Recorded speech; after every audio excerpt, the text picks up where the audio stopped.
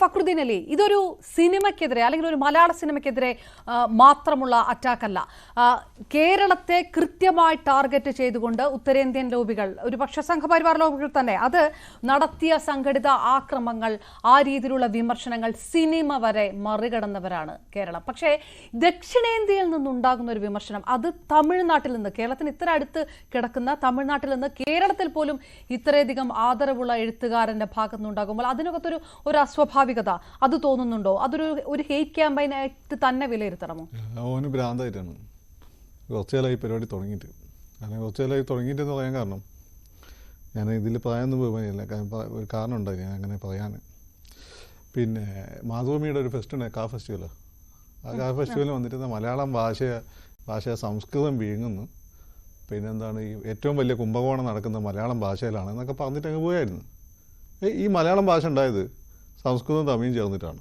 Okay, അതിൻ്റെ കൂടെ തന്നെ ഇതിൽ പിന്നെ അറബി ഉണ്ട്, പിന്നെ എന്താണ് മറ്റേ ടർക്കിഷ് ഭാഷ, ഇതിൻ്റെയൊക്കെ പോർച്ചുഗീസിൻ്റെ ഒക്കെ നമ്മൾ ഉപയോഗിക്കുന്ന പല വേർഡ്സും നമ്മൾ മലയാളത്തിലെ വേർഡ് എന്ന് പറഞ്ഞാൽ, മലയാളം വേർഡ് ഈ ന്യൂ ജനറേഷൻ പിള്ളേർ കണ്ടുപിടിച്ച അപൂർവം ചില വേർഡുകളാണ്. അടിപൊളി, കിടിലം, ഇങ്ങനെയുള്ള ചില വേർഡുകൾ. അപ്പം ഭാഗ്യലക്ഷ്മി ചേച്ചിയുടെ പേര് ഭാഗ്യലക്ഷ്മി എന്നുള്ള സംസ്കൃതമാണ്. ഫക്രുദ്ദീൻ അലി അറബിക്കാണ്. അപർണ സംസ്കൃതമാണ്. ഇദ്ദേഹത്തിൻ്റെ പേര് ശ്രീകുമാർ സംസ്കൃതമാണ്. ഇങ്ങനെയാണ് നമ്മുടെ ഭാഷ ഉണ്ടായത്. അത് എല്ലാ കാലത്തും അങ്ങനെ തന്നെ ആയിരുന്നു. അങ്ങനെയാണ് മലയാളം ഇവോൾവ് ചെയ്ത് വന്നത്. അല്ലെങ്കിൽ ശുദ്ധ മലയാളി വന്ന അങ്ങനെയാണ്. ജയ്മോഹൻ, ജയ് മോഹൻ ഒക്കെ സംസ്കൃതം. അപ്പോൾ എന്നിട്ട് ഒരു മലയാളം ഭാഷയെ മാത്രം, നമ്മളെ ഭാഷയെ മാത്രം എങ്ങനെ സംഭവിക്കും? പിന്നെ നമ്മൾ അവരെ പോലെ ഭ്രാന്തെടുത്ത് ഇറക്കണം. ഞങ്ങളെ ഭാഷ, ഞങ്ങളെ ആളുകൾ കറുത്ത പെണ്ണ്, പക്ഷേ കല്യാണം കഴിക്കുമ്പോൾ വെളുത്ത പെണ്ണിനെ കിട്ടുള്ളൂ. അങ്ങനെ രജനീകാന്തിൻ്റെ സിനിമ ഉണ്ടല്ലോ നിങ്ങൾ, ശിവാജി. മൂപ്പര് കറുത്ത പെണ്ണിനെ, എല്ലാം തമിഴാണ്, പക്ഷേ പെണ്ണ് കിട്ടുന്ന സമയത്ത് മൂപ്പര് നോക്കുമ്പോൾ മൂപ്പര് നമ്മളെ നാട്ടുകാർ മറ്റേ പോലെ തന്നെ നയൻതാര, അവളെ കല്യാണം കഴിക്കുള്ളൂ, വെളുത്ത പെണ്ണിനെ കിട്ടുള്ളൂ. ഇത് പിന്നെ മൊത്തം മറ്റേ സംഭവം അടിച്ചുകൊണ്ട് നടക്കും. ഭാഗ്യലക്ഷ്മിനെക്കാട്ട് ചേച്ചിനെക്കാട്ട് വെളുപ്പിച്ചുകൊണ്ട് നടക്കും. ഇത് അവരുടെ ഹിപ്പോക്രസിയാണ്, അവരുടെ അസൂയാണ്. ഇത് ഇപ്പം തുടങ്ങിയൊന്നല്ല, ഇതിന് മുമ്പേ ഉണ്ടായിരുന്നു. മുമ്പ് ഞാനൊക്കെ സ്കൂളിൽ പഠിക്കുന്ന സമയത്ത് കേട്ട സംഭവം. ഭാഗ്യലക്ഷ്മി ചേച്ചി കൃത്യമായിട്ട് അതുണ്ടാവും. മലയാള സിനിമകൾ, ഈ സാമ്രാജ്യം പോലുള്ള സിനിമകൾ ഡബ് ചെയ്ത് അവിടെ ഭയങ്കര വിജയമായപ്പോൾ അതിന് സ്പെഷ്യൽ ടാക്സ് എന്ന് പറഞ്ഞ സംഭവം വന്നിരുന്നു. അത് നടപ്പിലാക്കിയൊന്നും അറിയില്ല. അതുപോലെ അടുത്ത കാലത്ത് ഇവന്മാർ തുടങ്ങിയ വേറൊരു സംഭവം എന്ന് വെച്ചാൽ, മലയാളത്തിൽ വന്ന ഈ ഫാദിനെ പോലുള്ള പല ആളുകൾ അവിടെയുള്ള ആളുകളെക്കാട്ട് നന്നായിട്ട് അഭിനയിച്ച് കയ്യടി നേടി. അപ്പം തമിഴ് സിനിമയിൽ മറ്റുള്ളവർ അഭിനയിക്കാൻ പാടില്ല എന്ന് പറഞ്ഞൊരു സംഭവം ഇറക്കിയിരുന്നു.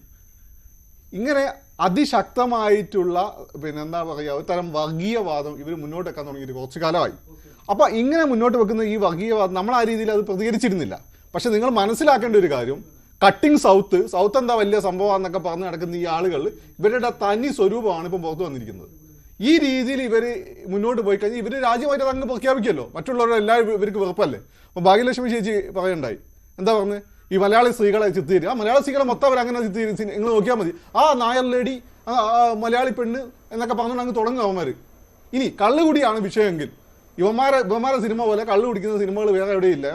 ധനുഷിൻ്റെ ഒരു പാട്ടുണ്ടല്ലോ, വൈ ദിസ് കൊലവെരി ഡി, അപ്പോൾ ആ പാട്ട് ഫുള്ള് വെള്ളടിയാണ്. അപ്പോൾ അതെന്താ അങ്ങനെ പറയാത്തത്? അപ്പോൾ ഇത് മലയാളത്തോടും മലയാള സിനിമയോടും മലയാള സിനിമ മറ്റു രംഗങ്ങൾ നേടുന്ന വിജയത്തോടുമുള്ള അസഹിഷ്ണുതയും പിന്നെ ഇയാളുടെ ഒരു പ്രത്യേക മാനസികാവസ്ഥയുടെ റിഫ്ലക്ഷനുമാണ്. ഓക്കെ.